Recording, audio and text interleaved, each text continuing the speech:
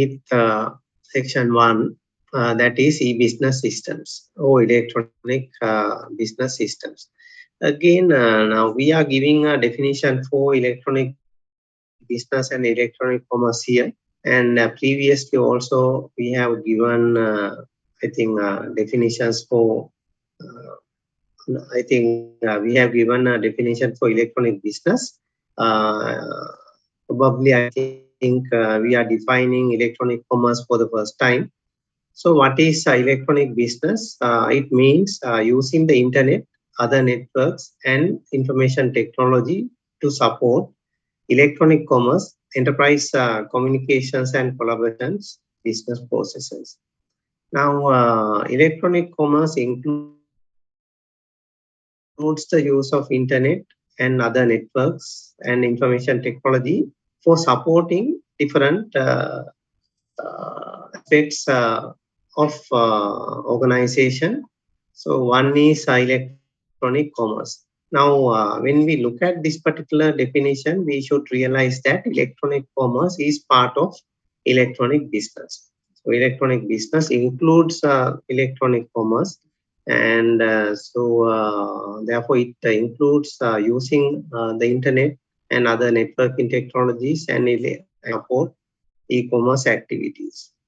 And also it includes activities related to enterprise communications and collaborations, and also the web-enabled business processes. So we will refer to these things during today's discussion. So I don't want to go into details about these things now. And here we are finding e-commerce is buying, selling and marketing of products, services and information over the internet and other networks. So electronic commerce is a subset of electronic business, and which primarily refers to selling and marketing of products, services and information. So these are some of the activities that we perform within organizations: buying, selling and marketing of products, services and information. And when we use the internet and other networks for performing these activities, then that is electronic commerce. So traditionally also we do buying, selling and marketing of the products, services and information. But when we apply internet and other networks for performing the same activities, so then that is identified as electronic commerce.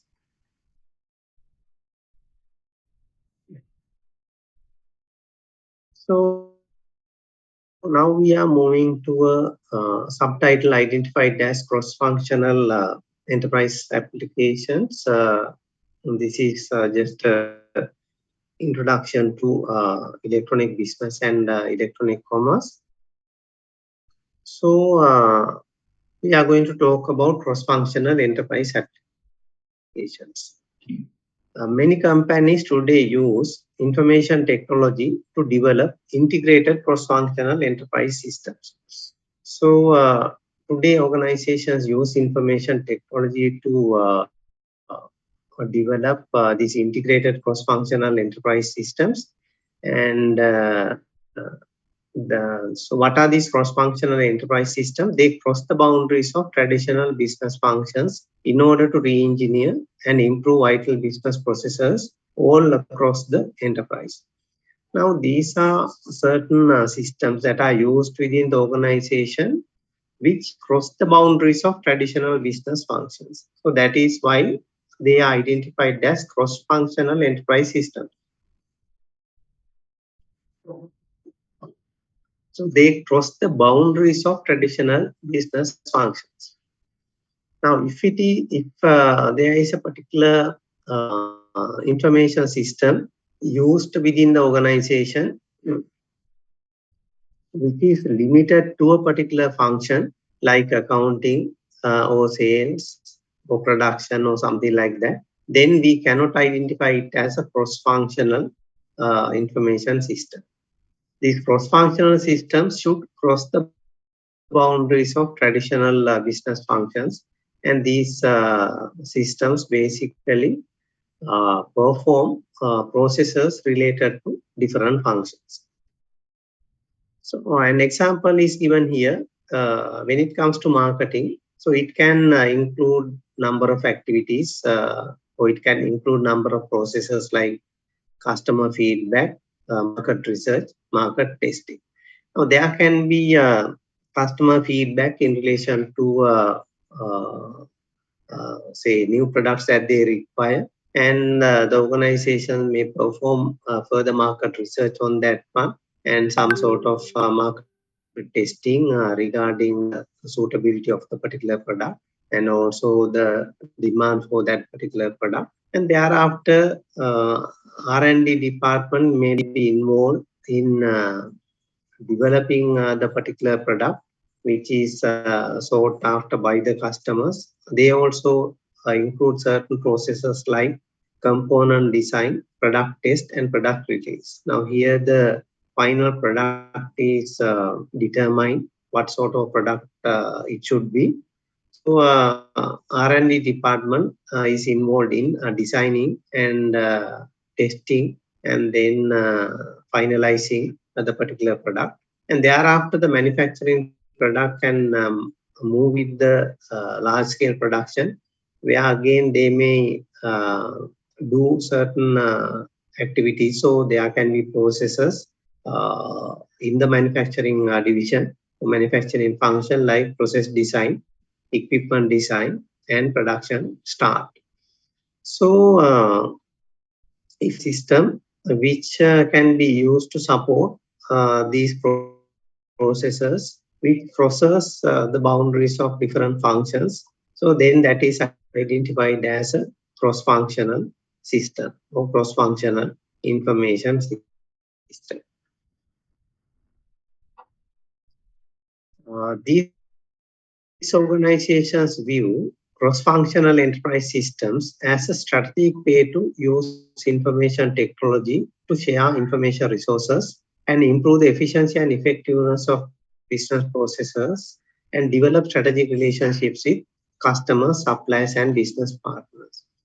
Now, these organizations view these particular cross-functional enterprise systems as a strategic way of using information technology, so which will enable the organization to share information resources and improve the efficiency and effectiveness of business processes. So that will facilitate sharing of information resources between different functions very much easily and also efficiently, and also improve the efficiency and effectiveness of the particular business processes which are performed across different functions, and also develop strategic relationships with their business partners, which can include customers, suppliers, and other business partners. Mm, yeah, someone has raised the hand. Yes, sir. I have a small question relevant to the previous slide. So, Yeah. going beyond the traditional functional areas means here the research and development team has spreaded their operations to marketing department also. So it's like cross-functional teams. Yes, sir. R&D, R&D engineering. So there is an line to market research section. Yeah, no, marketing department may do their activities separately, then give the specific idea to the R&D team. So marketing team can decide on what sort of say new product should be launched. So depending on some say customer feedback and further research done by them, so they can give an idea about the new product that should be released or that should be launched. So then R&D department can further proceed with the particular idea and come up with a say prototype or something like that. Come up with a sample product. So thereafter, the manufacturing department will be involved in producing the particular product in a mass scale. So this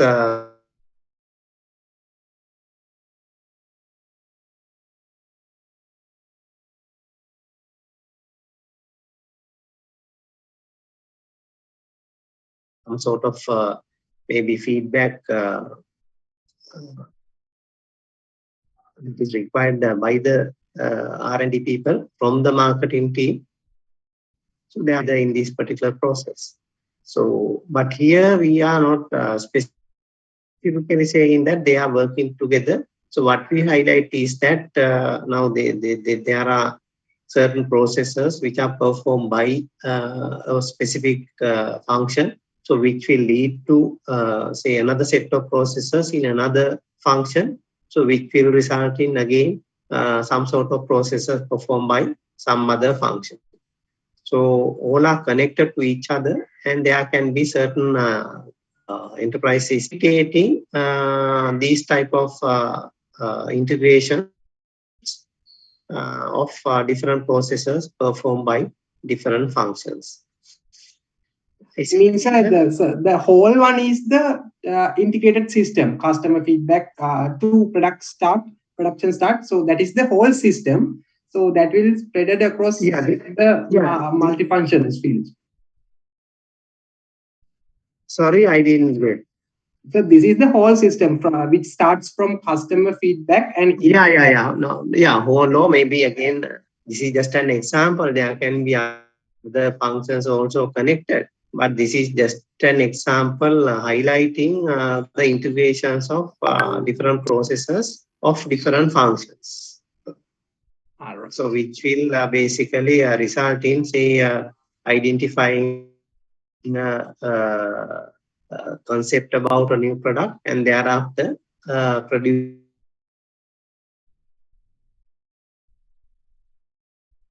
So excuse me.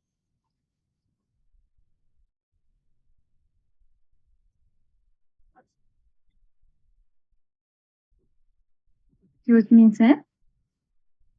Is it okay now? Yes, sir. So the whole system is linked with different departments. That's why we are telling it as they cross the boundaries of traditional business functions.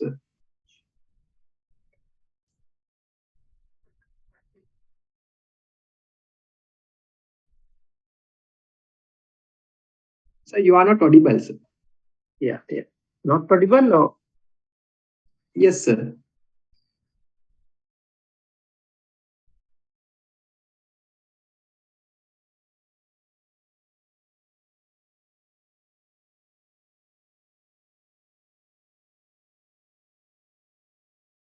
Excuse me.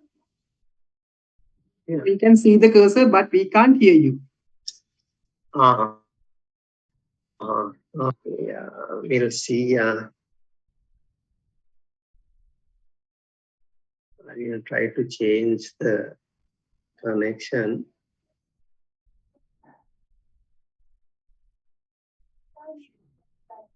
So now it seems okay. Now seems okay. Yes, sir. For small clarification, can you go to the previous slide, sir? Sir, here main first three functions belong to the marketing department. After that, the next three functions are belong to the R&D engineering.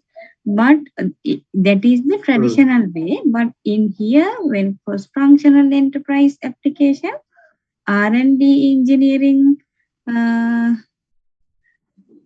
should do first component design, but here it starts with marketing research. Am I correct? R&D is integrated with market research, taking some resources and start their working after component design. No. Here, usually when it comes to say, there can be maybe different ways of happening the same thing. But here, what they highlight is that maybe an idea is generated from the customer end regarding, say, new product, or maybe some addition of certain features to an existing product, whatever it is. So you start with the customer end and you get the ideas, comments or feedback from the customer end. Thereafter, you think about developing a new product. So that is how these processes have been connected to each other. So this is just an example which we use to highlight the integration of different processes of different functions. So when it comes and when developing a new product, the processes which are connected may be different, or they may be connected to each other in a different way. So this is just an example. Okay.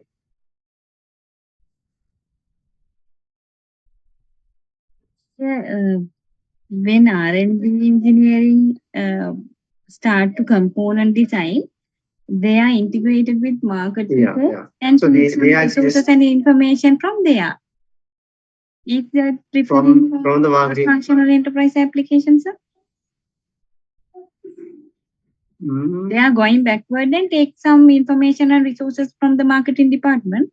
No, not going backward. Marketing department will do the necessary research and give the idea. They will get the idea about the new product or the concept about the new product, and thereafter that will be handed over to the R&D department. So then That means proceed with the. That means all the departments are interdependent. Am I correct, sir? All the departments are interdependent. Wait for a while. I don't know whether there is an issue with in my connection. I will try to change it.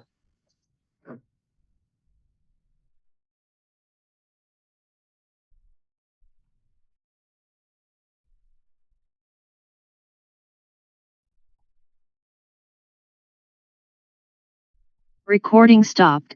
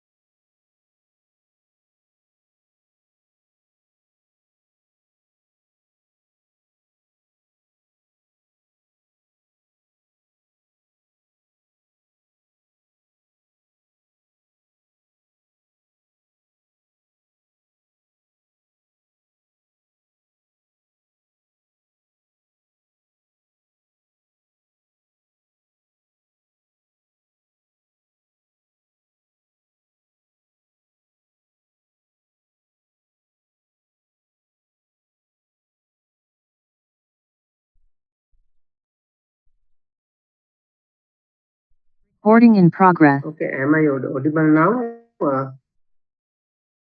Yes, sir. Yes, sir. Okay, thank you. We'll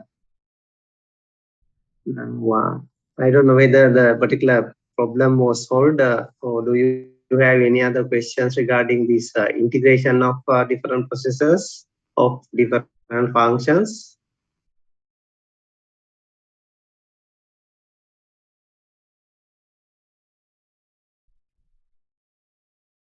So we'll move forward. If you have any question, you can raise it later also. So we said that when an organization utilizes these cross-functional enterprise systems, so they can use it as a strategic way or strategic method, resulting in different advantages for the organization. So as highlighted here, the companies first moves from functional mainframe-based legacy systems to integrated cross-functional client-server applications. Now, when it comes to the computerization of organization, that happened somewhere in late 1950s, 60s, and then there are different types of evolutions taking place in relation to use of computer-based information systems. And first, the organization used certain systems identified as mainframe-based systems. So where the organization used mainframe computers, and so here it says the organizations have moved from this functional mainframe-based legacy systems to something called integrated cross-functional client-server applications. So indicating that basically during the particular mainframe era, the organizations had some functional systems. So what are these functional systems? Those are the systems that are limited to a particular function.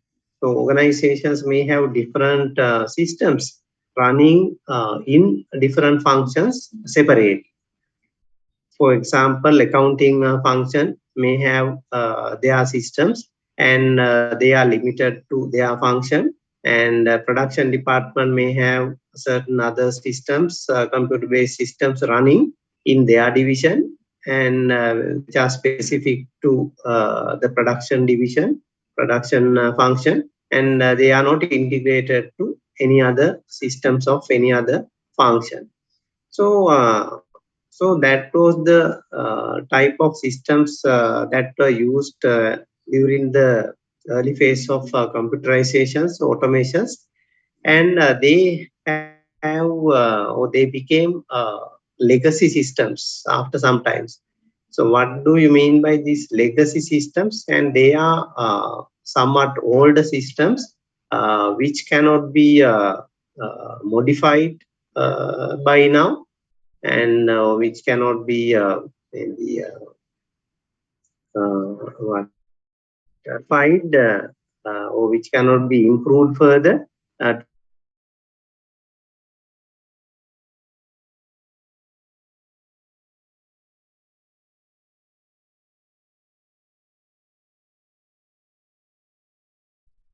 Again, you are not audible, sir. sorry, Again, you are not audible, sir. not audible again. Mm. Sorry for one and the connection issue.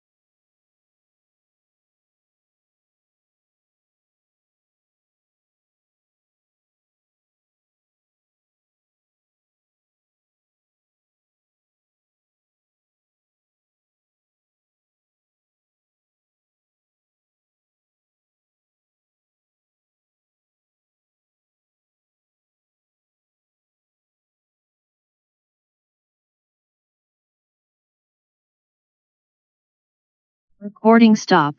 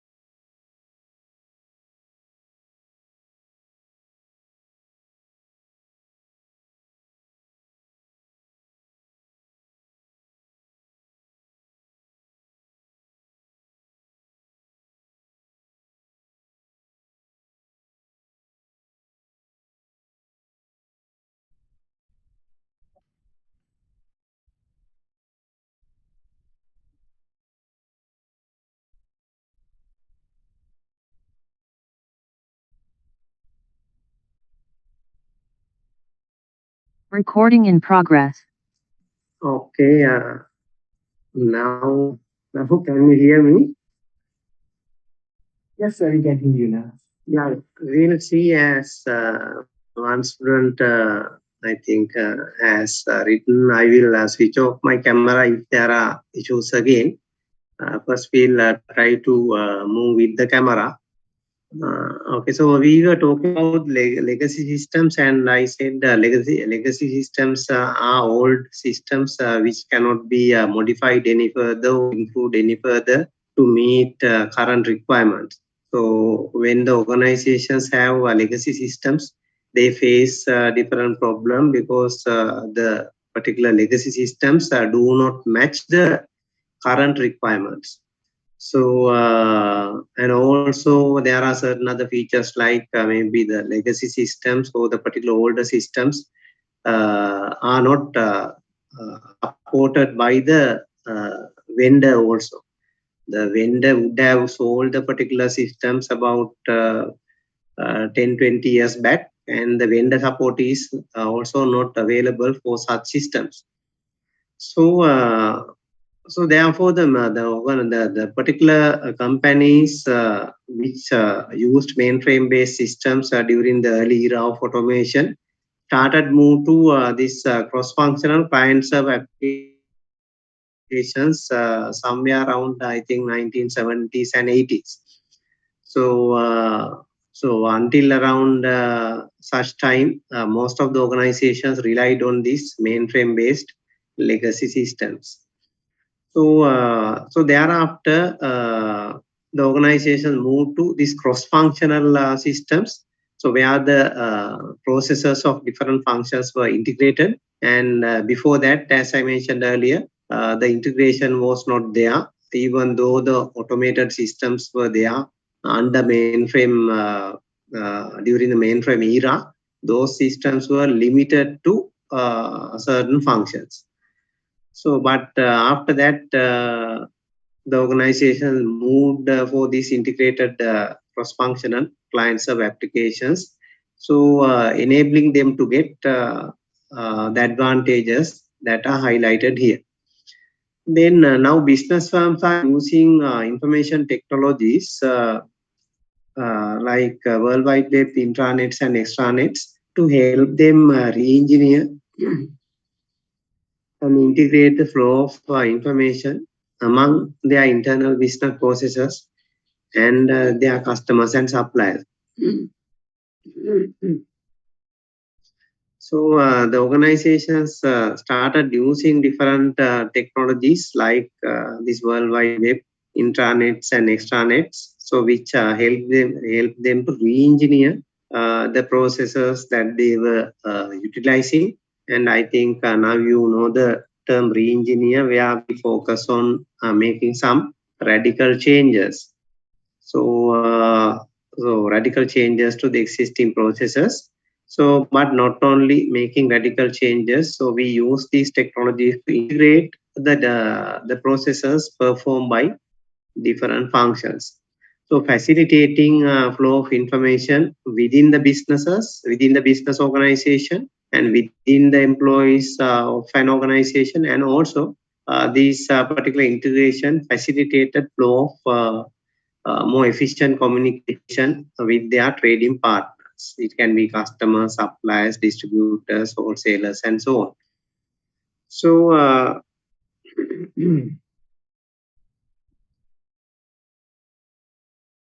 yeah. So that is about this cross-functional enterprise applications. So before moving to the next subtitle, is there any question regarding these points? So here, mainframe-based legacy system is a one term, no? So it is an outdated system which cannot be modified and which is not accepted by the vendors, like that, no, sir? But Yeah. Now here actually there are I think two things. One is mainframe-based system. Now they were primarily used in the 1950s and 60s, probably in early 1970s as well. So that is actually one thing. Now here they have integrated another part here, legacy systems. Now legacy system, that particular term can be utilized even today to indicate some older systems, so which cannot be modified any further. So which cannot be improved any further to meet the current requirements. So now here they are focusing on mainframe based legacy systems, meaning some older systems that the organization used in 1960s or early 70s. From that era, they moved to, so this is actually the evolution that took place within organizations. So some of the organizations would have used mainframe based systems in 1960s and early 70s. So, but if a particular organization was established in 1980, so somewhere there, they would have probably moved to this client server system directly. Is it clear? Yes, sir. Thank you so much. Yeah.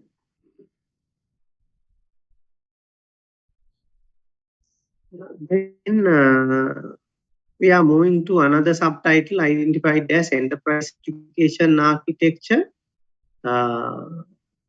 So we are going to look at the enterprise application architecture, which is used within organizations today. So which enables the integration of different applications or different systems.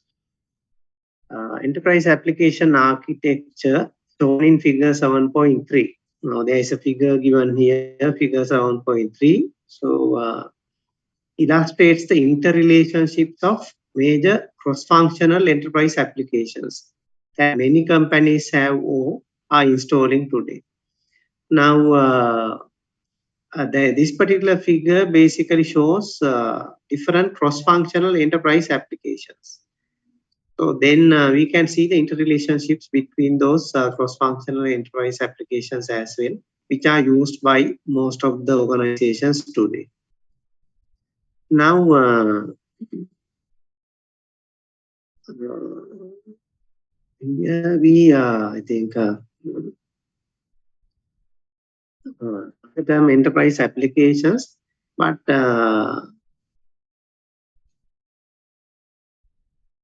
when it comes to this particular figure, it basically elaborates on number of such enterprise applications which are used by organizations today. So therefore, there can be many enterprise applications that are used by organizations. Instead of concentrating on traditional business functions of or supporting only the internal business processes of a company, enterprise applications focus on accomplishing fundamental business processes in concert with a company's customers, suppliers, partners, and employees.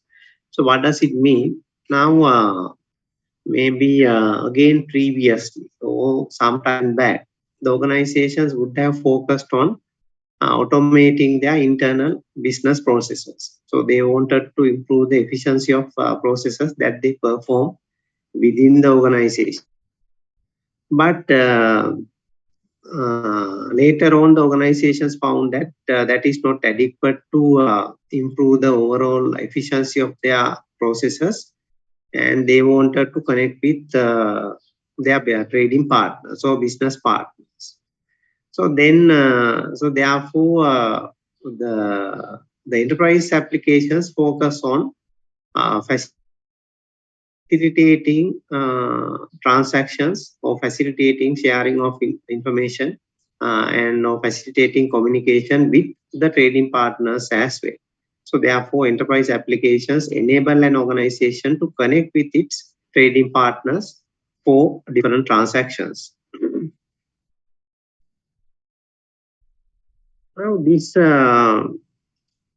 enterprise application architecture basically illustrates the different applications that are used within an organization and also the integration between those particular applications. Now, there are enterprise resource planning systems that are used in most of the organizations today. basically facilitating the internal business processes of an organization. And through enterprise resource planning systems, we basically focus on improving internal business processes. Then in addition to that, we can have supply chain management systems, primarily focusing on sourcing and procurement, and which will enable the organization to connect with its suppliers. And supply chain management enable the connection with its suppliers, and enterprise resource plannings are connected to the supply chain management systems. Then we can have customer relationship management system to provide service or to manage relationships to the customers, where we focus on certain processes or areas like marketing, sales, and service through the customer relationship management systems. And these systems enable the organization to connect with its customers. And also the enterprise resource planning systems are connected to CRM systems. So when we want to say provide some service to the customers and accessing internal data may be required. So the customer relationship management systems are capable of accessing the particular say internal data because of its integration to the enterprise resource planning system. And also we can have partner relationship management systems which connect an organization with its trading partners. And here we basically focus on the selling side. So therefore, there can be certain trading partners like distributors or wholesalers or even retailers. So these partner relationship management systems enable the organization to connect with those partners. And it will facilitate processes like selling and distribution. Then we have, and again, they are connected to enterprise resource planning systems. So therefore, when internal data are required for processing, partner relationship management systems can access the particular data through enterprise resource planning systems. Then we have knowledge management systems, which basically connect employees within the organization. And those systems basically facilitate collaboration between employees, sharing of information between employees, and also maybe coordination of activities among employees. And also the knowledge management systems facilitate decision support of managers. And also they are also connected to the enterprise resource planning systems, and in maybe new knowledge, they may be connected to enterprise resource planning systems. And also maybe in processing certain data, they may want to connect with the enterprise resource planning systems. So this is the architecture of how the systems are connected to each other within an organization. Is there any question regarding this particular architecture, which indicate how these different systems are connected to each other?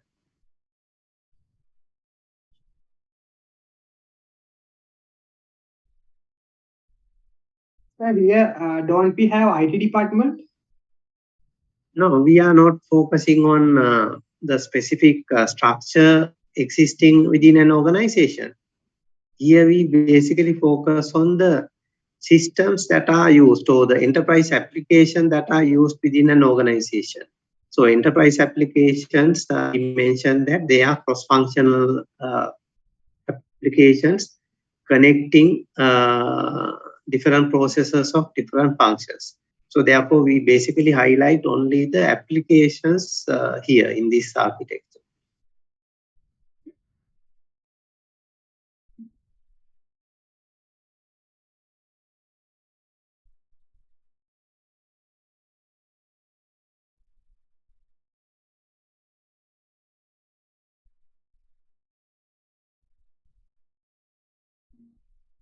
Is there any other question before moving further? moving forward.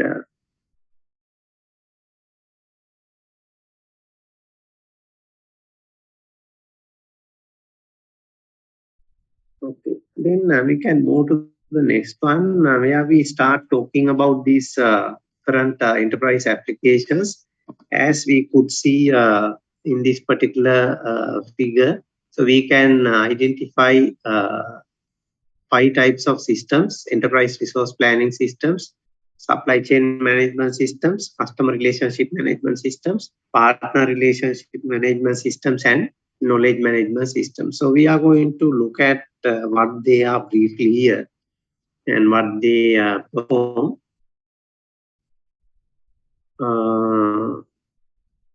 Yeah. So there are 5 major cross-functional enterprise applications. So we'll start with enterprise resource planning or enterprise resource planning systems.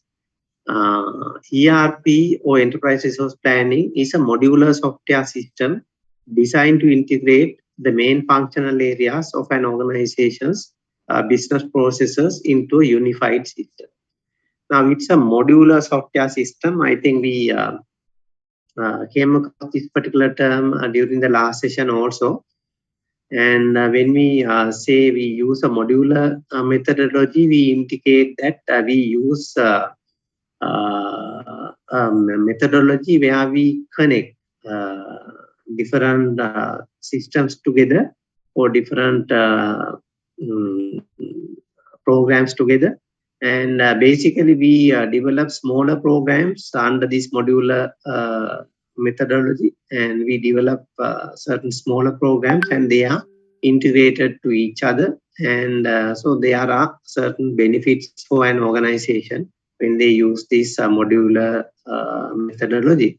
So we don't want to go into those technical aspects much, but so basically the ERP system facilitates the integration of main functional areas of an organization's business processes into a unified system or into a single system.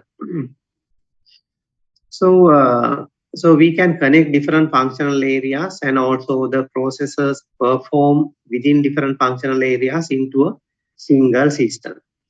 ERP systems concentrate on better of a firm's internal functions such as production, distribution, financial processes, and so on. So the primary focus of ERP systems is to improve the efficiency of an organization's internal processes perform within different functions. And as highlighted earlier, those processes will be integrated to each other to make it a single unified system or a single centralized system within the organization. Okay, again, give me 1 second, please.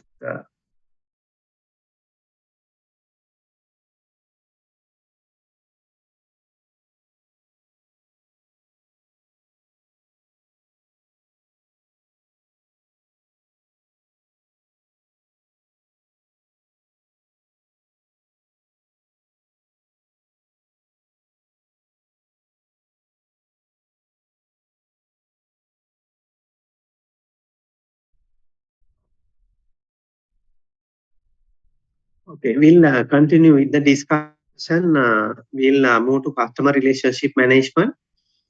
Customer relationship management is the combination of practices, strategies, and technologies that companies use to manage and analyze customer interactions and data throughout the customer life cycle, with the goal of improving customer service relationships and assisting in customer retention and driving sales growth. Now, we can perform different functions with customer relationship management systems. And here it says customer relationship management is the combination of practices, strategies, and technologies. So we can combine different practices, strategies, and technologies to achieve different objectives for the organization in relation to our customers. And one, managing the customer interactions. So managing customer interactions will be very, very critical for any organization. and that can be important when it comes to ensuring customer satisfaction. So how you manage the customer interactions, and also you can analyze the particular customer interactions with the help of these customer relationship management systems, and also the data can be analyzed throughout the customer life cycle. Now, the customer will interact with us during different stages, and we use the term customer life cycle to refer to all the stages the customer involves with us, and maybe before purchasing, the customer may interact with us to get certain certifications. And again, during purchasing, the customer may interact with us for different requirements. And also after purchasing the product, the customer can interact with the organization again for certain requirements. So therefore, so that is just maybe general indication about the stages of customer life cycle. But there are certain specific maybe steps identified in textbooks, and they can include maybe steps like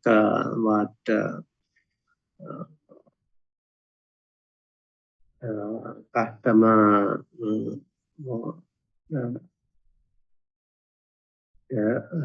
reaching the customers, then acquisition of customers, the converting of the particular customers, and retaining the particular customers, and also building the loyalty. So reaching the customer can be one step in this particular life cycle, and then acquiring the particular customer can be another step, and converting the particular customer can be another step, and also retaining and then developing loyalty can be certain other steps. So, but again, customer life cycle can be defined differently by different authors. And again, I think you may learn more about the particular steps of customer life cycle during your marketing course. So therefore, I don't want to go into much details here. So therefore, basically, we refer to all the stages of customer involvement with an organization during this particular cycle.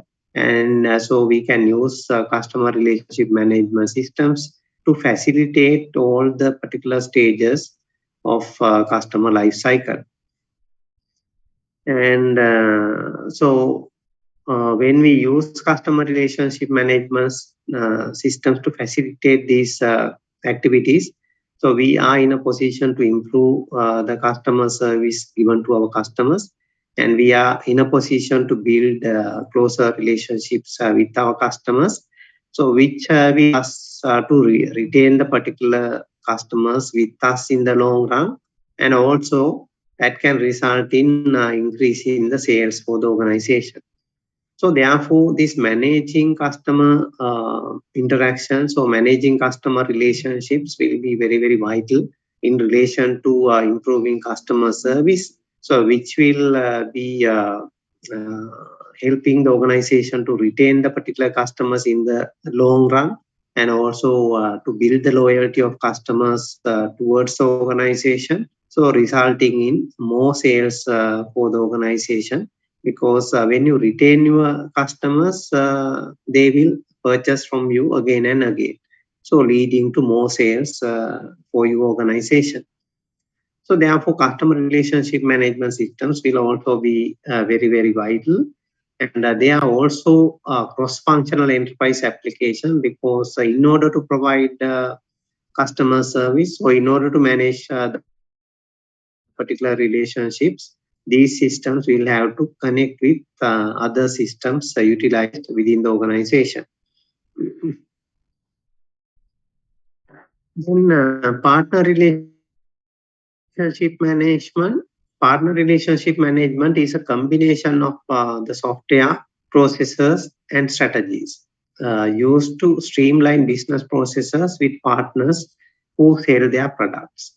So again, we may be utilizing different software, different processors, different strategies, and different technologies in building partner relationships, and also in developing partner relationship management systems. And our primary focus is streamlining the business processes with our partners who sell our products.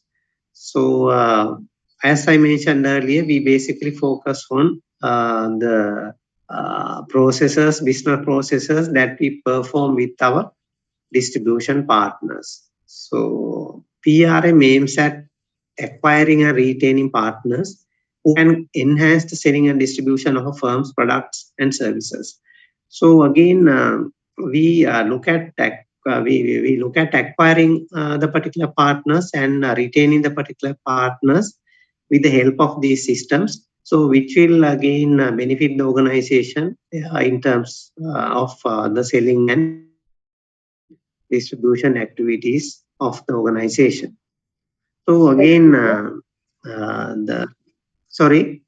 What are the main difference of partner relationship and CRM?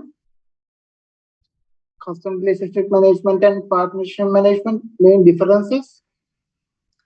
Yeah, on the partner relationship management system, we focus on we focus on our business partners who are primarily our selling partners. So they can be our distributors or wholesalers or even retailers.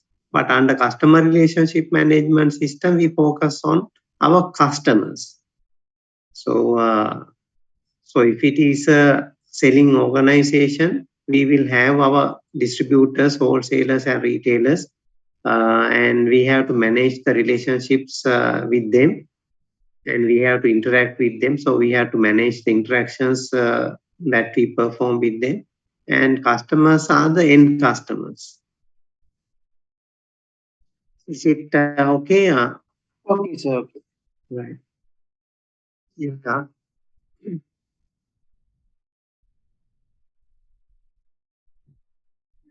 Yeah.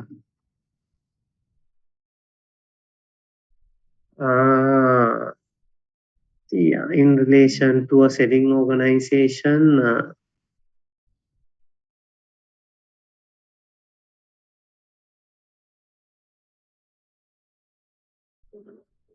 it looks like that, but I think primarily what we highlight here is that a certain system developed by the organization to connect with our trading partners. Now, if you take Uber or something, yeah, they connect the organization, they connect, Uber can be used to connect with the organization, but the system is not developed by them. No? So I think, yeah.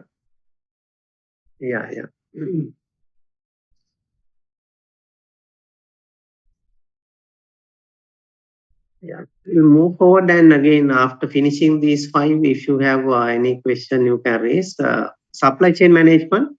Supply chain management is the management of the flow of goods and services and includes all the processes that transform raw materials into final product. So the supply chain management system basically facilitate the flow of goods and services basically into the organization. And so we may be purchasing raw materials and various parts. So we basically manage those processes with the help of supply chain management systems.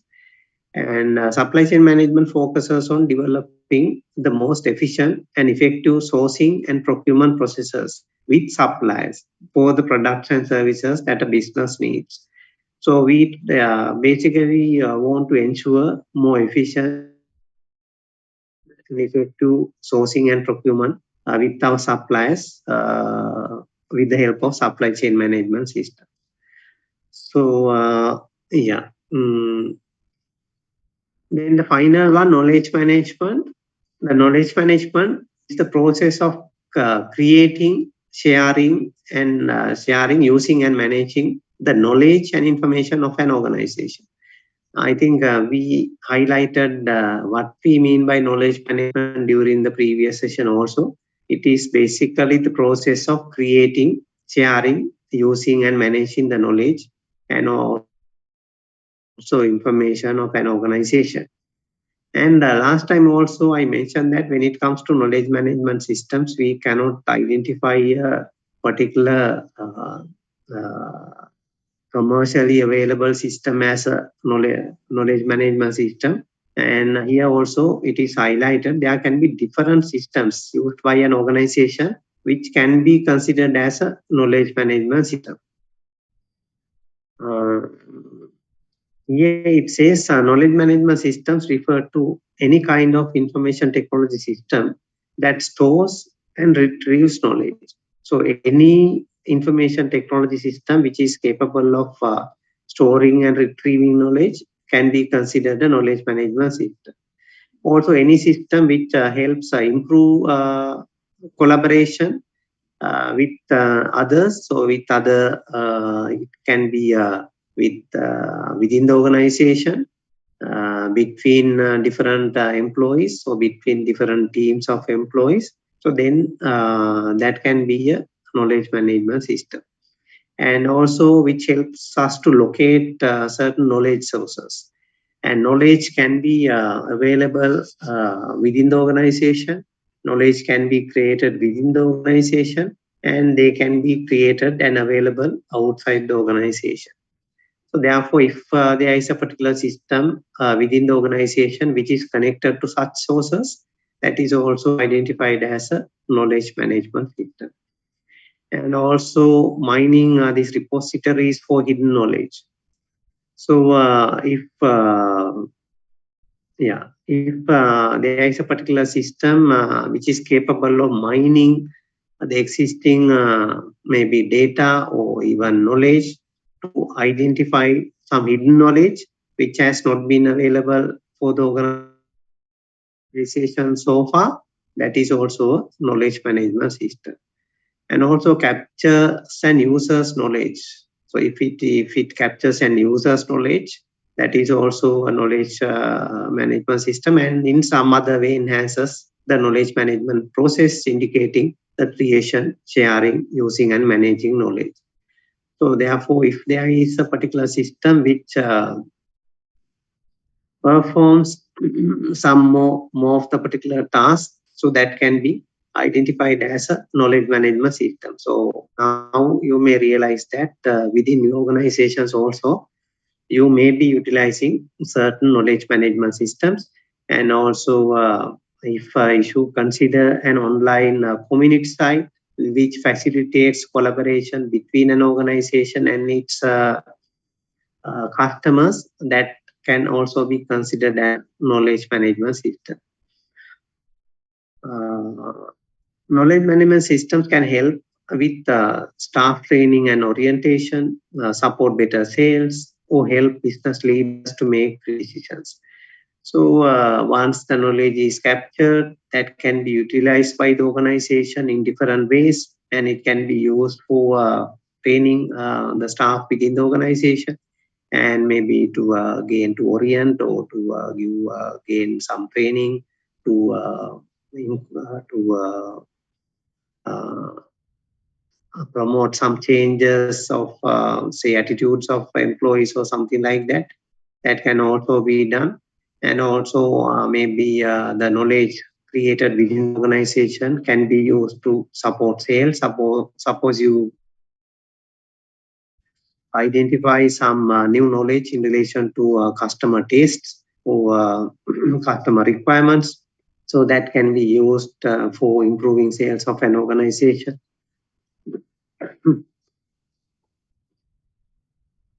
And also the knowledge can be used for supporting critical decisions of an organization. So likewise, there can be different benefits of knowledge management systems for an organization. So if there is any question regarding the 5 types of enterprise applications we discussed so far, you can raise them now. So these electronic journals, can we consider them as knowledge management systems? Yeah. That can be classified there because if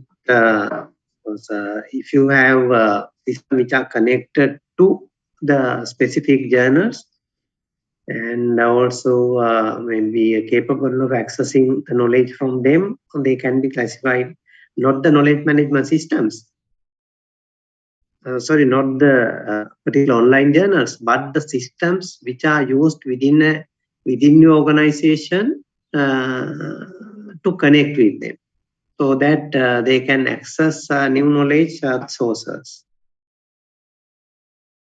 Now, online journals can be identified as a knowledge repository, so which is an external knowledge repository. So, but the organization should have certain systems within the organization to connect with such repositories.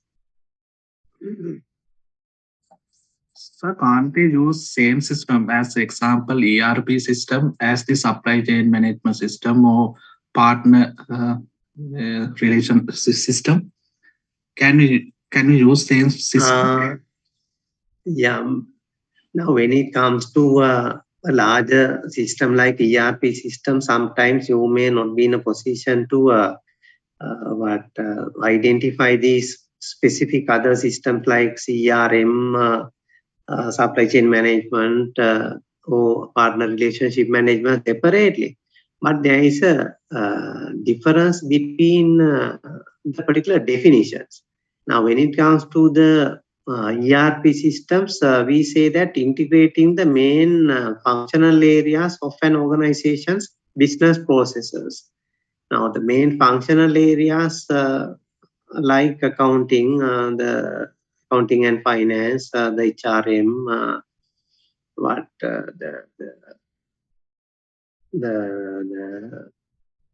the production, and also we basically focus on improving the efficiency of firms' internal functions and internal processes. So, but with other system, we connect our external partners with customer relationship management systems or supply chain management system or partner relationship management system. We connect with our external partners, and so therefore that is the difference which we can identify in relation to the definition. We focus on internal processes here under ER. Is there any possibility add other system or same system? Other systems? As example, is there any possibility to add CRM system to the ERP system? Can we link together? Yeah, definitely. As highlighted here, right. The ERP systems can be connected to all other systems. So that is the architecture which we highlight. Right, good. Definitely, it has to be connected. Otherwise, maybe we cannot work with our suppliers with supply chain management systems efficiently and effectively if they are not connected to these ERP systems.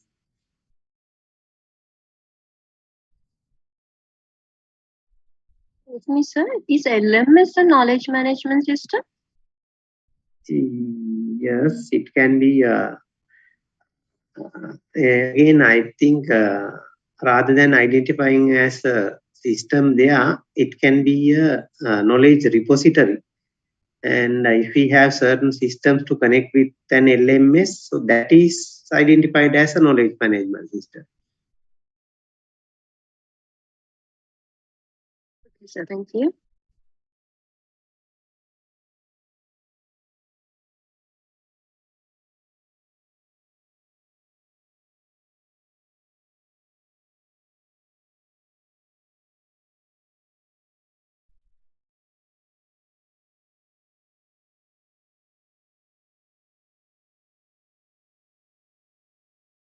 Yeah, is there any other question regarding the discussion made so far?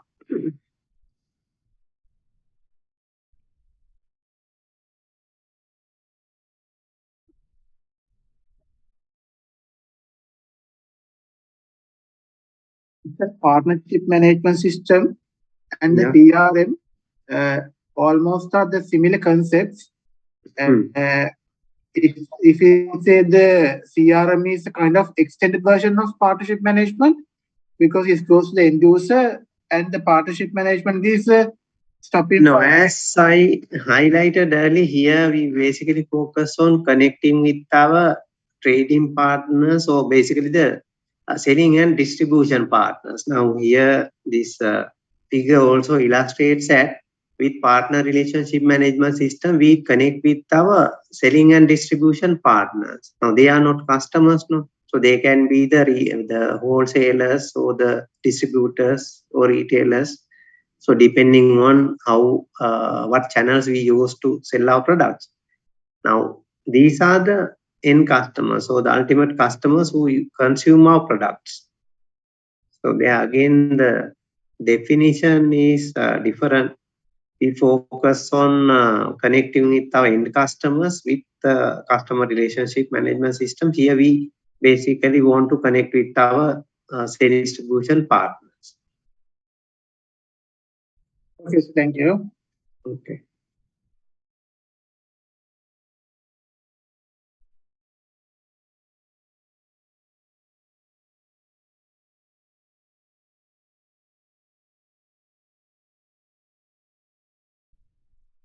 Okay, shall we stop for break and we'll meet around 3 o'clock? Okay, sir. Thank you so much. Yeah. Yeah.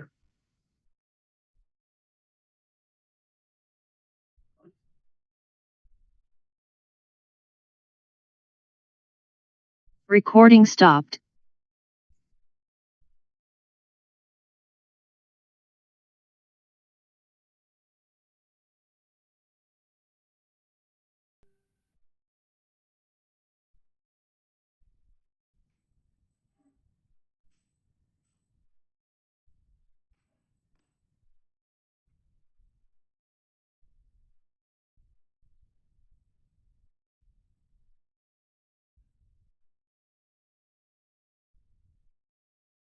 Recording in progress.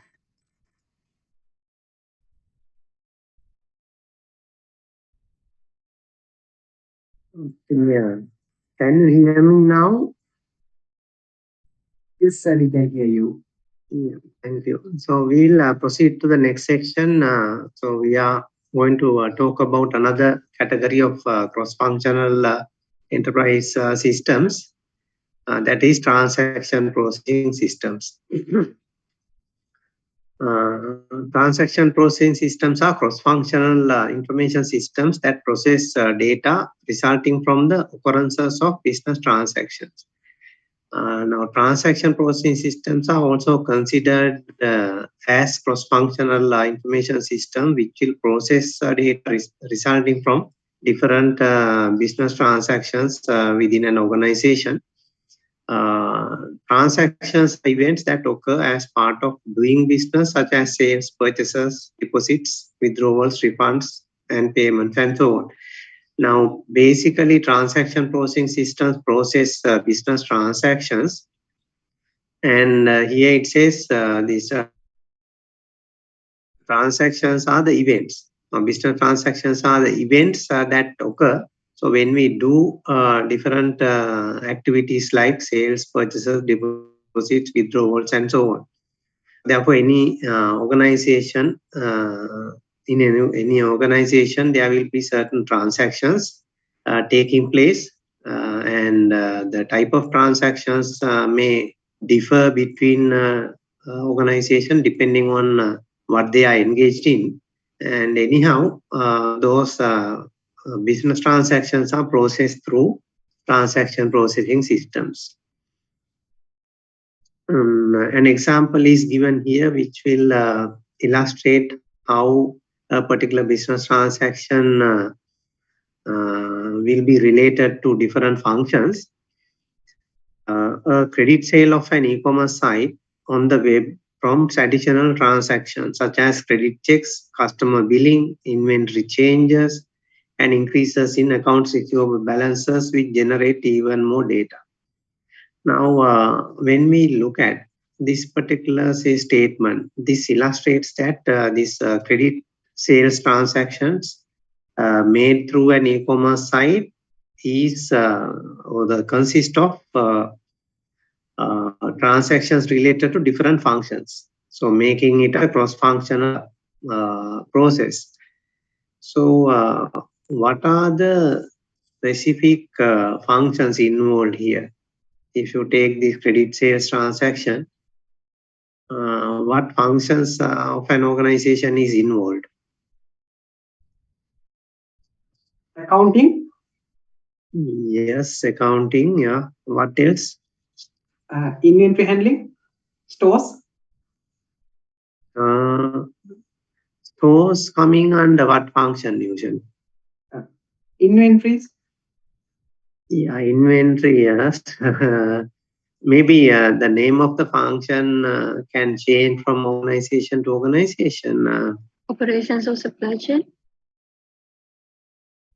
Operations and supply chain. Or supply chain, sir. It could differ from organization to organization. Or warehousing function.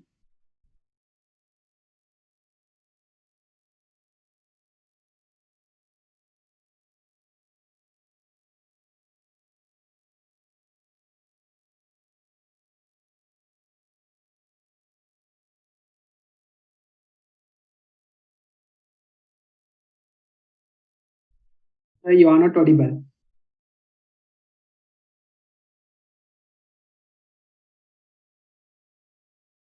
Recording stopped.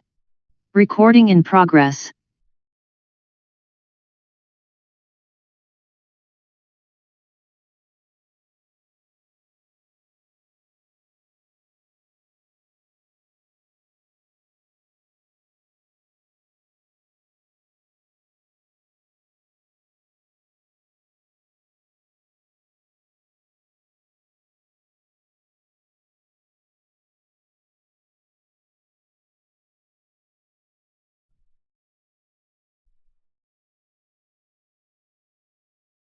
Sorry, I think my connection was lost again.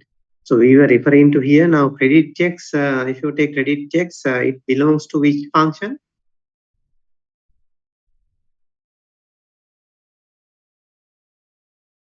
Customer relations management. No, I mentioned credit checks is basically checking the credit availability for a customer. Now that is, I think, usually done by the accounting and finance function.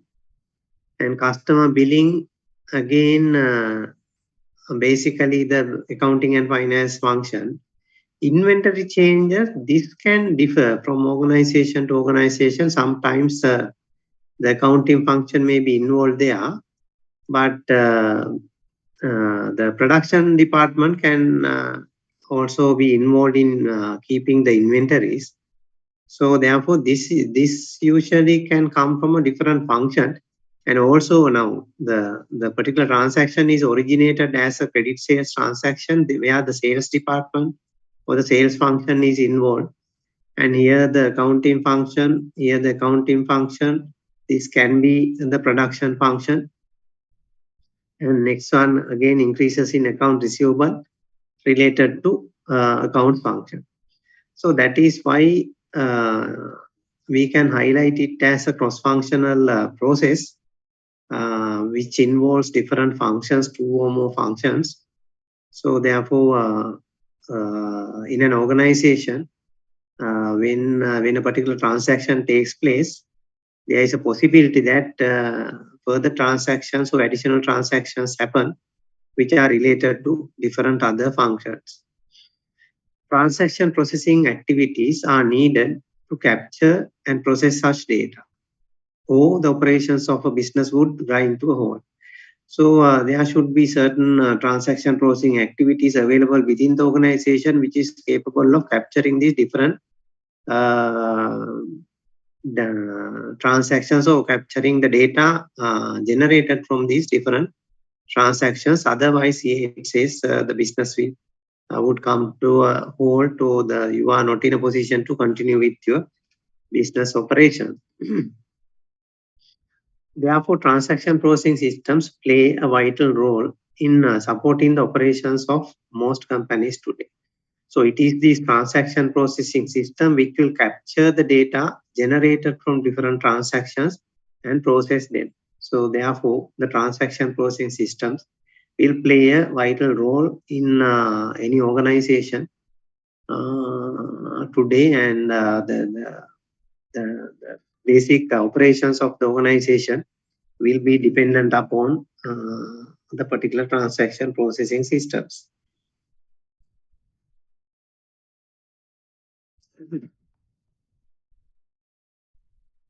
Then we are going to identify a subcategory of transactions which can take place within an organization today. That is online transactions. Online transaction processing systems play a strategic role in web-enabled businesses. So if it is a web-enabled business, these online transactions will be a very critical, and so therefore the processing of online transactions will be very essential for an organization. Many firms are using the internet and other networks that tie them electronically to their customers or suppliers for online transaction processing. Now, the organization may use different technologies to connect with the customers or even with the suppliers or with any other trading partner in performing these online transactions, in processing these online transactions. So therefore, internet can be involved there definitely. And there can be other networks like intranets, extranets involved in processing these transactions. Now, online transaction processing is identified as Oltp, or that is abbreviated as Oltp.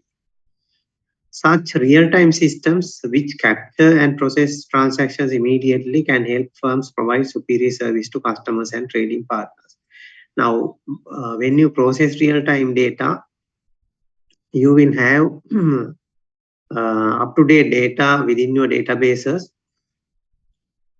which can help you to provide a better service to your customers as well as other trading partners. Sorry, because on the other hand, if you do not have up-to-date data, definitely you will face problems in providing a good service to your customers, because without up-to-date data, you may not be in a position to provide the required service, or to provide the service at an accepted level or to the satisfaction of the customer. So you are giving some old data if up-to-date data is not available.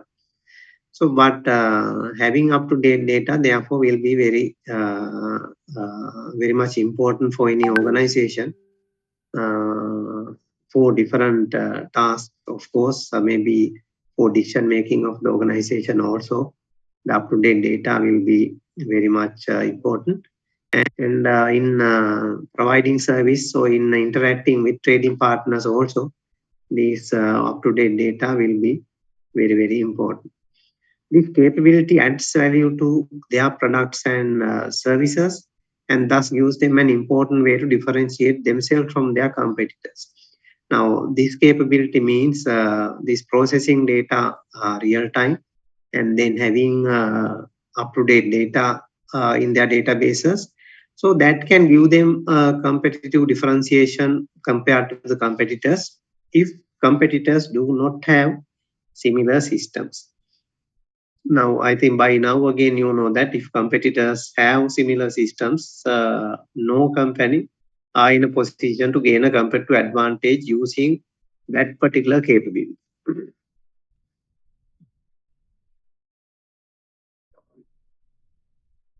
Then we are moving to the third category of cross-functional information systems, that is enterprise collaboration systems. Enterprise collaboration systems are cross-functional information systems that enhance communication, coordination, and collaboration. So it basically performs three activities: communication, coordination, and collaboration among the members of work groups or team members. So then we are going to highlight what we mean by communication, coordination, and collaboration separately here. The goal of the enterprise collaboration systems is to enable us to work together more easily and effectively by helping us to perform these three tasks. So, so we are in a position to work with each other much easily and also effectively and also efficiently when we use these collaboration systems, enterprise collaboration systems, because it facilitates communication. The communication is sharing information with each other. Now, when you work as a team, communication of information is very, very vital. And if the relevant information cannot be communicated on time, and you may not be in a position to accomplish what you want as planned. So therefore, the communication and sharing of information between the members will be key to the success of the particular objectives of the work groups. Then coordinating is organizing our individual work efforts and use of resources. So you may have to divide resources between them, and you may have to maybe develop certain plans and assign activities to individuals when you again work as a group. So coordination is basically arranging the particular individual activities and allocation of necessary resources to the relevant personnel and so on. So therefore, these enterprise collaboration systems will facilitate the coordination of activities done by individual members in a work group.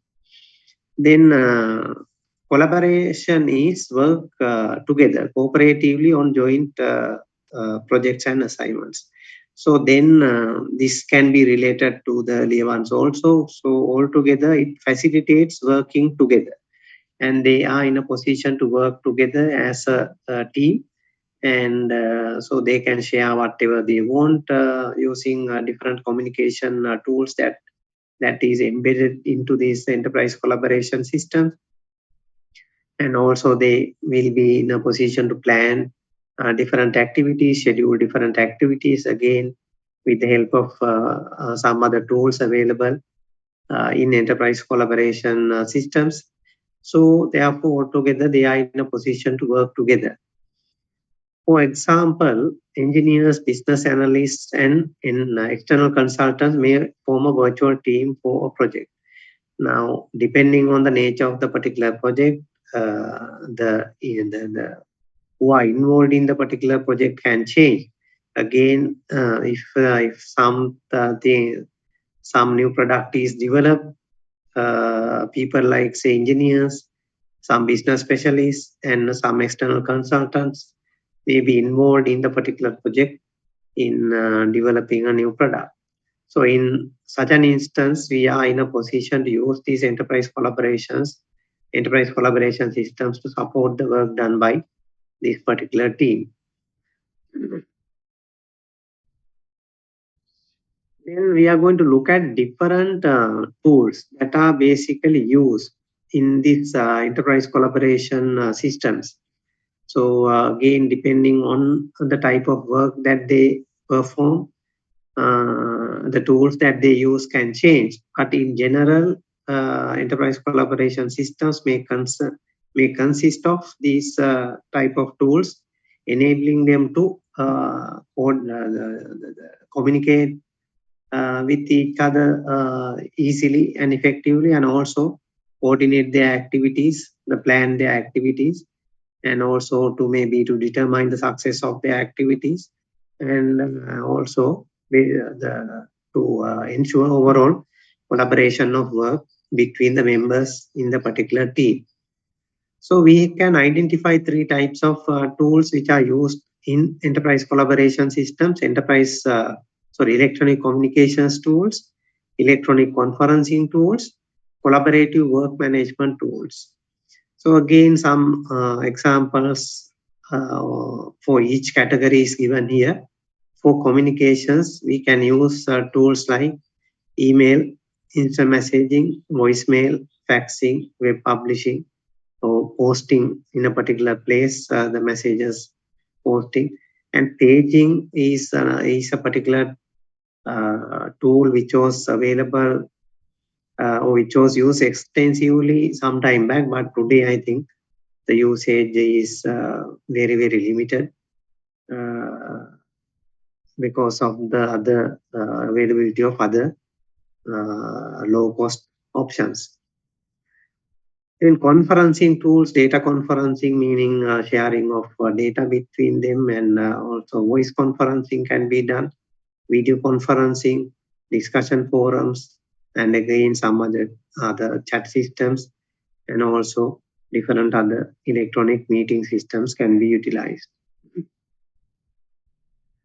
To facilitate this collaborative work between them, again, certain tools like calendaring and scheduling to again plan new activities, to schedule new activities, and task and project management tools or project management tools again can be used to maybe plan your activities in the project, and also to determine whether you are working as per the plan or according to the plan. So if not, that can be identified and corrective action can be taken. And also different other workflow systems indicating certain systems which are connected to each other, helping employees to perform a set of sequential activities easily. And also some other document sharing, because there are some specific tools like I mentioned, I think enterprise social networking tools or something like that. They can use for document sharing, utilizing such tools. And also knowledge management can be used to, again, knowledge management tools can be used to share knowledge between them. So therefore, these different tools can be embedded into the enterprise collaboration systems. So the team members working on a particular project can utilize these particular tools in accomplishing their tasks.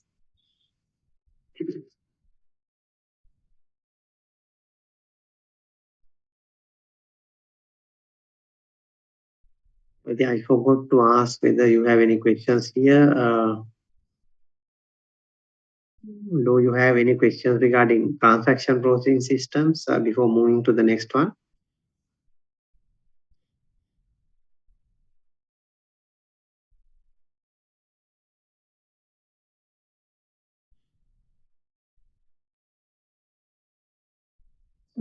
In food cities, that the system with they are using like a POS system, point of sale system, so it can be considered as a transaction processing system. Yes, of course, yes, because the sales parties involved there, and also billing parties also involved there. Definitely, it has to be connected with the inventory systems also. So definitely, it's a cross-functional transaction processing system. Yes.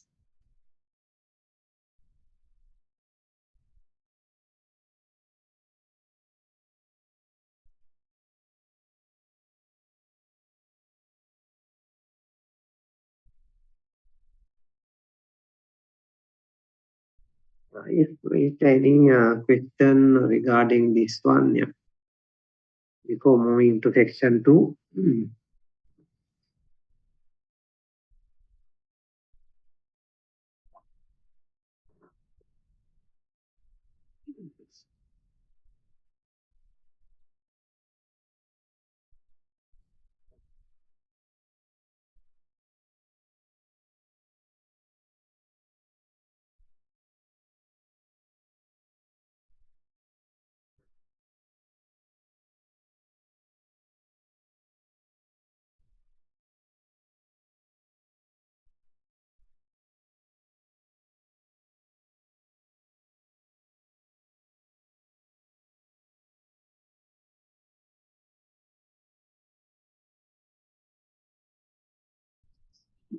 Since no questions, we'll move forward to the next section. Section 2, functional business systems. As a business professional, it is also important that you have a specific understanding of how information systems affect a particular business function, like marketing, or a particular industry like banking, that is directly related to your career objectives.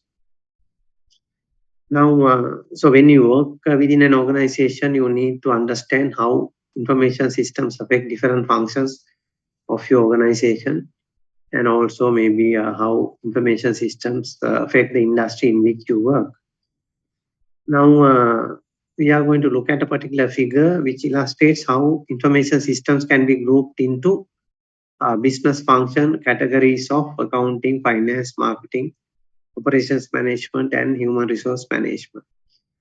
Now, when we identify these particular, say, functions within an organization, each function will use different information systems or different types of information systems as illustrated in this particular diagram, in this figure.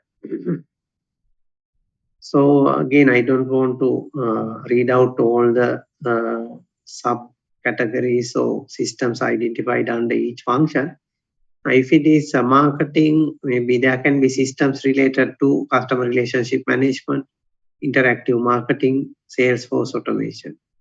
If it is human resource management, there can be systems related to compensation analysis, employee skills, inventory, and personnel requirements. For finance, cash management, credit management, investment management, capital budgeting, financial forecasting, and so on. So likewise, depending on the type of functions you have, so there can be specific information systems used within the organization to support the processes of that particular function. So we are going to look at these functions separately, I think one by one when we move forward. So we'll start with the marketing one. And so you may have marketing systems used within the organization, especially designed for the marketing function. The business function for marketing is concerned with the planning, promotion, and sale of existing products in existing markets, and the development of new products and new markets to better attract and serve present and potential customers. Again, when it comes to marketing, what is done under marketing is explained here, and they may be focusing on areas like planning, promotion, and sale of existing products in existing markets. They can do it, so they can plan to promote their products in existing markets, plan to sell their products in existing markets.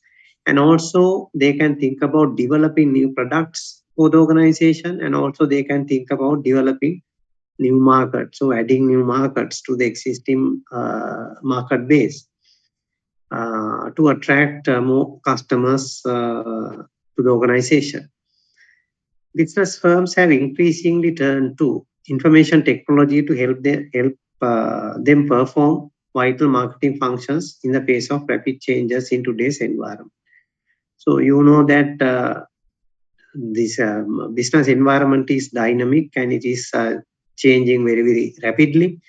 And also, if we cannot respond to the particular market changes quickly, again, we may face a number of problems, and it can even pose problems in relation to the survival of our organization. So therefore, responding to the changing environment is very important, is very critical. So therefore, the marketing division may be depending upon information technology to perform these marketing activities more effectively. Below figure 7.12 illustrates the major marketing components that are supported by various information technologies. Now, The marketing division may be depending upon information technology to accomplish their tasks, and different marketing components that are supported by these technologies are elaborated in figure 7.12. What are the particular marketing components that are supported by marketing information systems or the information technology used by the marketing division? It can include components, so areas like interactive marketing, Salesforce automation, customer relationship management, sales management, market research and forecasting, advertising and promotion, and product management. So the information technology is used within the marketing function, or the marketing information systems used within the marketing function can support the components or areas like the ones identified here. So we'll again move to focus on these different components, not all, but some of the components are elaborated in the remaining slides. Then first we'll talk about interactive marketing. So what is interactive marketing? Interactive marketing is a customer-focused marketing process that is based on using the internet, intranets, and extranets to establish two-way transactions between a business and its customers or potential customers. Now, interactive marketing is basically establishing two-way transactions between a business and its customers or potential customers. So in establishing direct linkages with the customers, the organizations can utilize technologies like the internet, intranets, and extranets. So therefore, interactive marketing will be depending upon the use of these technologies in establishing direct contacts, direct relationships, and direct transactions with the customers. The goal of interactive marketing is to enable a company to use those networks profitably to attract and keep customers who will become partners with the business in creating, purchasing, and improving products and services. The goal of interactive marketing is to use the particular networks that we mentioned here in a profitable manner, in a low-cost manner. Then by using the particular networks for interactive marketing activities, the organizations are in a position to establish direct linkages with the customers, and then we can get the involvement of customers in creating products. I think we mentioned this one.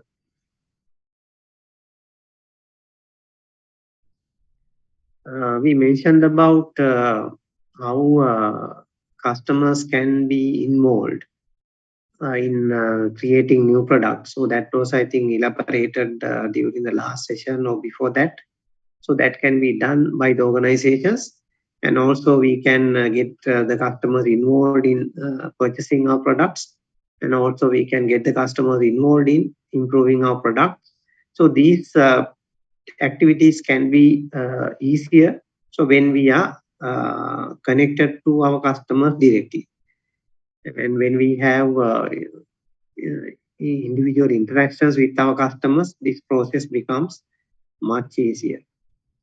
Now there is a question regarding whether marketing information is a subsystem. Yeah, we can consider like that also. Here we have marketing information system. These are sub-components of this marketing information system. So a larger marketing information system can support these different other components identified here.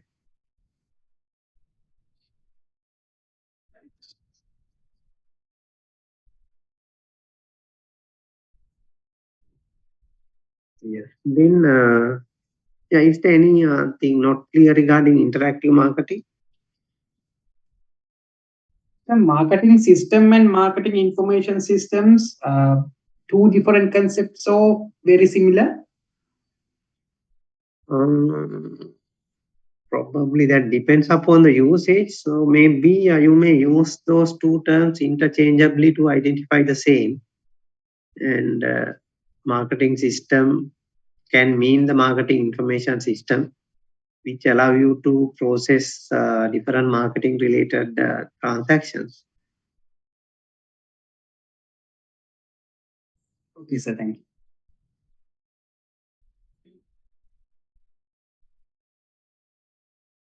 Yeah, is there any question regarding interactive marketing? Actually, marketing things which use social media or something related to this one. Sorry, I didn't get it clearly. Actually, some marketing company using social media and some network, they just do marketing things. No, is it related to this one? Interactive now, if you use social media to establish direct linkages with individual customers, yes. Now, interactive marketing here, we basically focuses on utilizing the internet and other networks to establish direct linkages with individual customers. So if you use any tools to establish these direct linkages, yeah, we can call it the interactive marketing.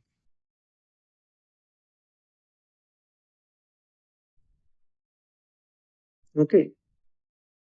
Okay, sir. Okay.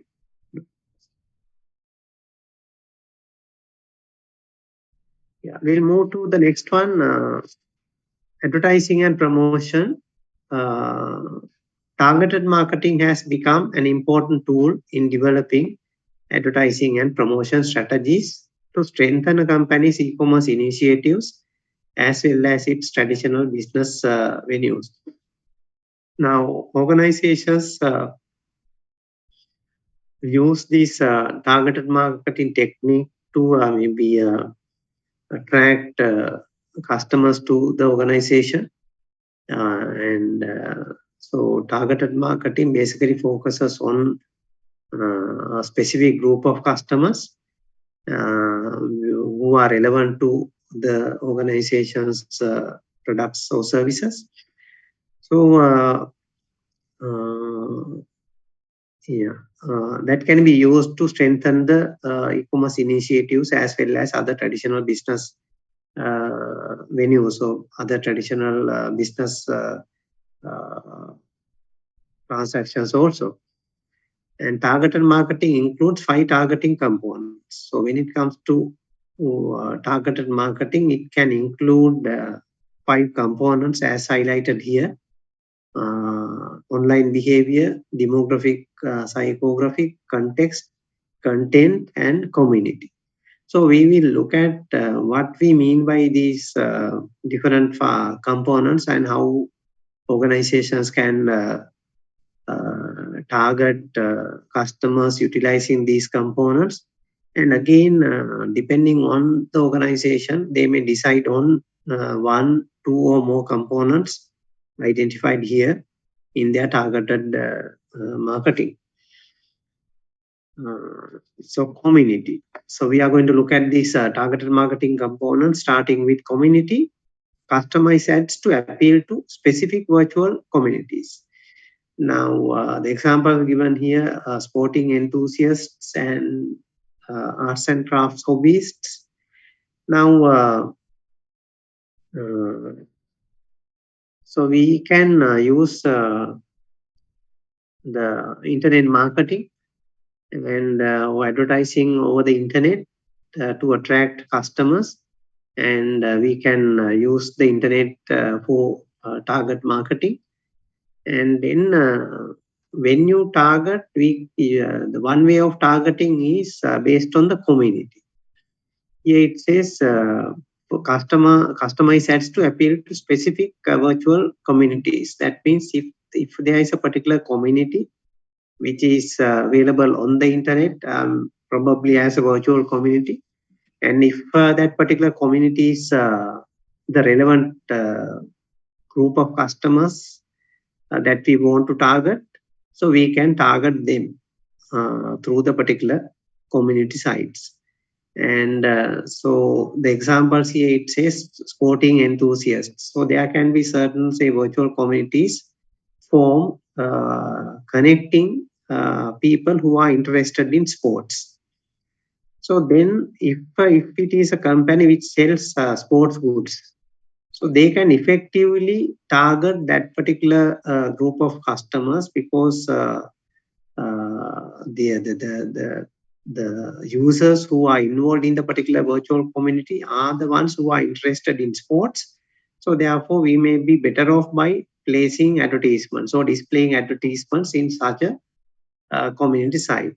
So that is an example. Again, they are depending on if we are selling some paintings or something like that.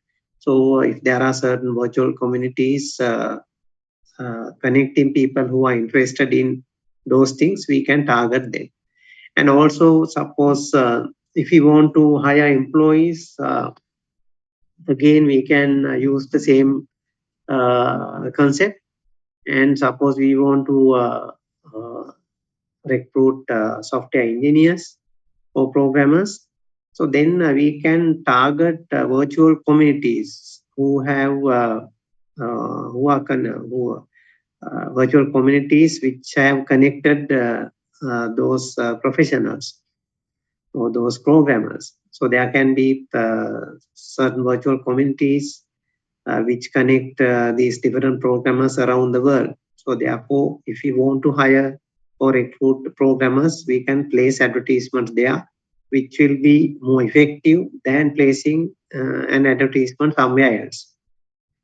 So that is one way of targeting which we can do. Another one is content. Ads placed on a variety of selected websites in addition to a company's website aimed at a specific audience.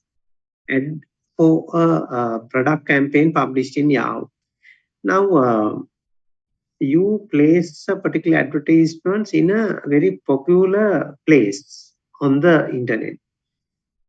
And Yahoo is such a popular place. It's a portal. I think I used the term portal also previously, because it consists of many content and many resources. And when you go there, you have access to a variety of different content. That is why it is called a portal.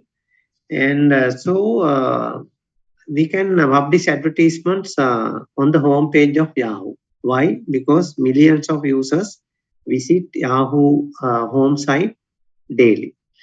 So then we can place our advertisement highlighting what we sell. So then there will be a lot of visibilities for our advertisement. So helping us to attract potential customers to our product. So that is another type of target marketing we can do. Another one is context. Advertising appears only in web pages that are relevant to the content of a product or service. Advertising appears only in web pages that are relevant to the content of a product or service.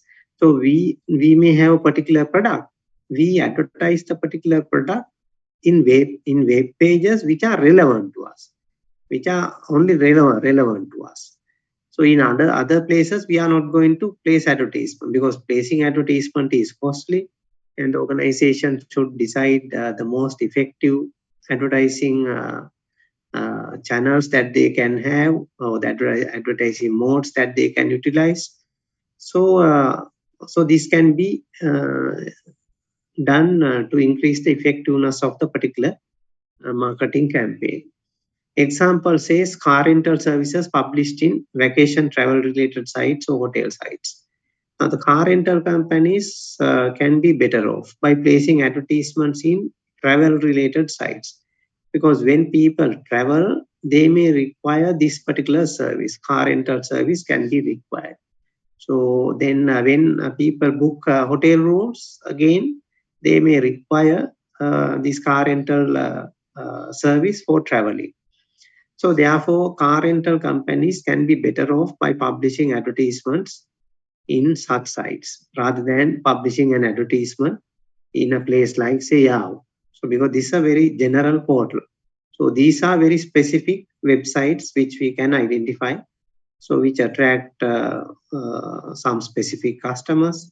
So then they may require this particular service. So therefore, the car rental companies will definitely be better off. So again, depending on the type of product that you produce, you can decide which websites are more relevant to you. And then you select those websites and publish advertisements there.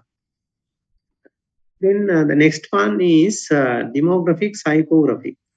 Web marketing aimed at specific types or classes of people, unmarried, middle income, and so on. You decide on the demographic factors or psychographic factors in your marketing campaign. But for this, definitely you need to have access to databases of people or of customers or potential customers, so that you can do an analysis to identify these demographics or certain psychographic characteristics. So then you can decide which category is relevant for your product. So depending on the product that you produce, it can be relevant to a particular age group. So then you first identify the particular age group by doing this, say, demographic data analysis, and thereafter you target those particular customers, not the other customers.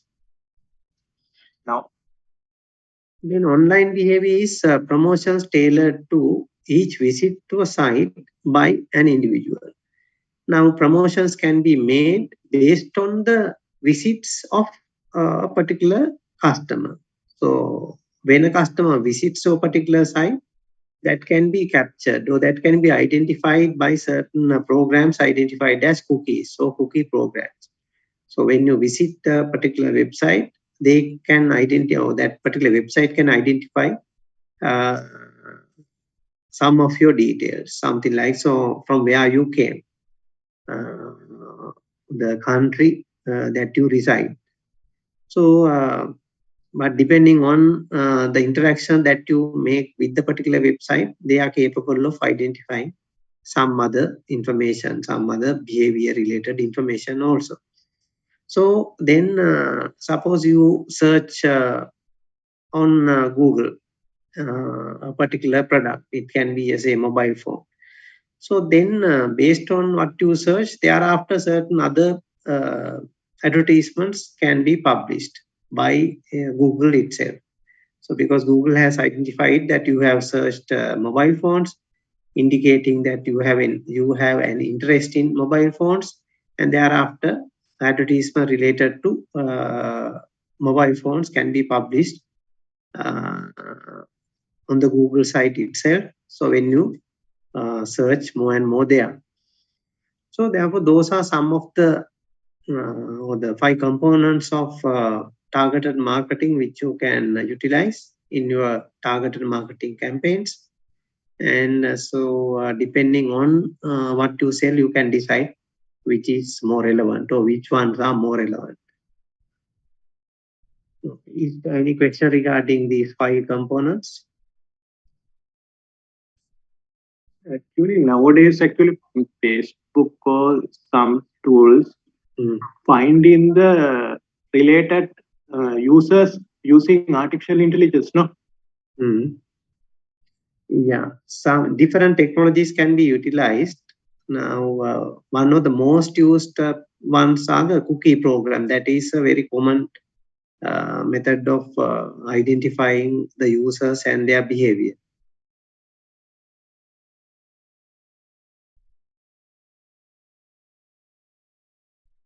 Can you explain content and context? Because it quite looks like the same when you go through the definition. The first one, content, it says variety of selected websites, and again in context it says relevant to the content of the product or service. Yes. Now here, unclear. Now you are basically focusing on a general website. Now, ads placed on a variety of selected websites in addition to a company aimed at a specific. Yeah. Now, you focus on a general website basically, and they are usually the most popular websites where more and more customers visit on a regular basis, on a daily basis. So then you can in the advertisements you can highlight which products that you are offering. So then you may go to Yahoo or even in Google that this can happen. So when you start searching in Google, on top of the listing, you get some advertisements always. And they are usually some general advertisements that you can see. And if you have any interest, usually you may click on a particular advertisement. So here what they do is they select certain websites which are very much popular among the users, where millions of users visit on a regular basis or on a daily basis. So then there is a greater chance that you can attract, say, there's a greater chance that maybe a large number of customers who are interested in your products will also see the particular advertisements through those websites. So resulting in attracting them to your organization or to your website. Now, the main difference here is now here we basically focus on some, even though this term is not highlighted here, you focus on some very popular websites. So which are usually some general websites, not focusing on a specific area. Now here we focus on websites which are specific to a particular area. Now we said that car rental companies can advertise in travel related sites. It can be the websites of, say, travel agencies. It can be the websites of airlines, or it can be the websites of hotels. So likewise, car rental, because car rental service will be essential or will be very important for travelers. So then the travel related sites are the ones which are more relevant for travelers. So then we can advertise there. So that is the difference. Now this is advertising in some general but very in some very popular websites. Here advertising on some specific websites which provide a specific service. So in content, sir, we are trying to get the content reach to the customers, whereas in context we try to match our products to the context, as in to a matching context. We are trying to take our products to a matching context. Yes. Okay, sir. Thank you.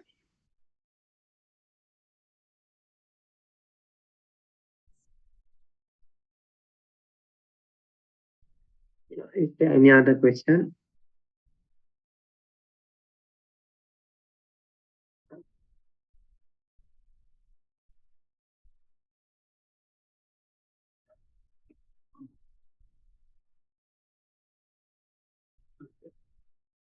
We'll move forward then. I think I am behind the time. Anyhow, I want to finish this chapter today because there were a number of disruptions from my side.